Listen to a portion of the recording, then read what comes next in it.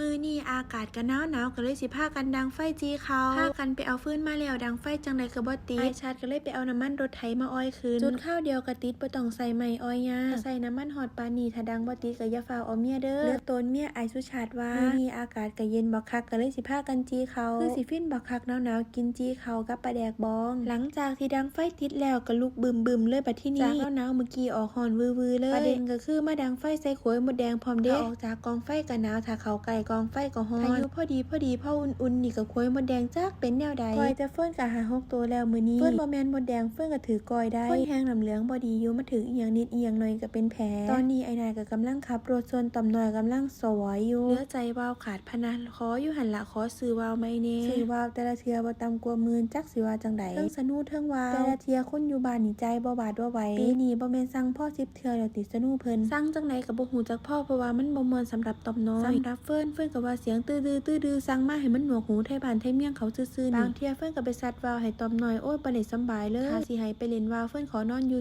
ซื่อๆดีกว่าแต่ก็จังว่าล่ะมักไผมักมันตอนนี้ก็พากันจีเขาท่าใครจีเขาก็บ่ได้ใส่อีหยังเลยนอกจากเกลือบางตอนก็ลืมใส่แหน่บางตอนก็ใส่แล้วแต่มือคนย่างคนปิ้งนี่ล่ะถามไอ้ชาติว่าแซ่บบ่แล้วก็แซ่บเบิดบ่มีอีหยังบ่แซ่บดอกเล่าตัวเก่า10เว้าอีหลี10%เชื่อหยังได้แน่น้อ